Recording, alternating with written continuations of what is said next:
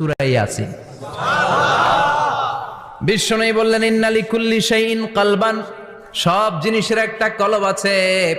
ওয়া ইন্না কলবাল কোরআনি সূরাতু ইয়াসিন, আর কোরআনের কলবের নাম হলো সূরাতু ইয়াসিন।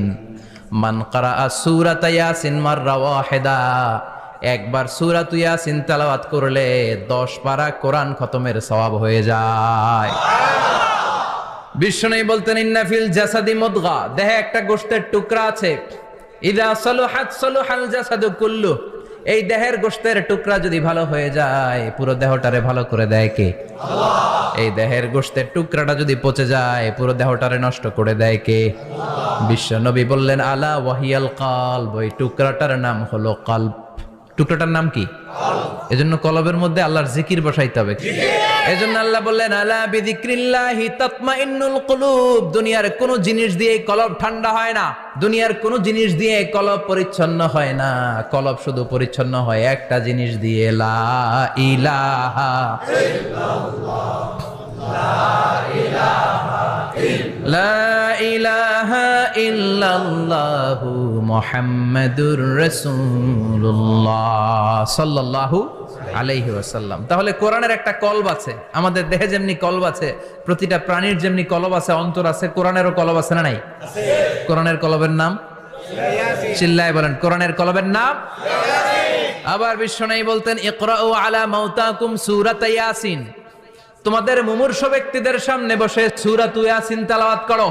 রূহ চলে যাবে, মৃত্যুর একেবারে দ্বার প্রান্তে দাঁড়িয়ে এই মুহূর্তে তার পাশে বসে পড়তে আরম্ভ করেন ইয়াসিন ওয়াল কোরআনিল হাকীম ইন্নাকা লামিনাল মুরসালিনা আলা সিরাতিম মুস্তাকিম। ওই ব্যক্তির ঈমানের মৃত্যু দান করে দিবে কে? আল্লাহ। মৃত্যুর কষ্ট হালকা করে দিবে কে?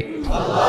আবার বিশ্বনবী বলতেন রাত্রিবেলা যে ব্যক্তি একবার সূরাতু ইয়াসিন তেলাওয়াত করে ঘুমাতে যায়, সকালবেলা নিষ্পাপ অবস্থায় তারে ঘুম থেকে জাগাবে কে? আল্লাহ। তাহলে এই সূরার মর্যাদা কম কম না বেশি বেশি? কলবুল কোরআন, এটা কোরআনের কলব। একবার পড়লে 10 পারার সওয়াব। আবার মুমূর্ষু ব্যক্তির সামনে বসে সূরা ইয়াসিন তেলাওয়াত করতে বলা হয়েছে। তাহলে মৃত্যুর কষ্টরে হালকা করে দেয় কে? আল্লাহ। আবার রাত্রিবেলা সূরা ইয়াসিন তেলাওয়াত করলে সকালবেলায় নিষ্পাপ বানায় দেয় কে? আল্লাহ। মনে থাকবে?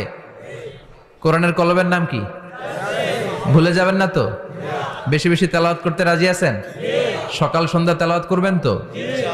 সূরা ইয়াসিন ছাড়াও এই সূরার অনেকগুলো নাম তাফসীর গ্রন্থে পাওয়া যায়। এই সূরার একটা নাম হচ্ছে সূরাতুল কাদিয়া। সূরাতুল কাদিয়া।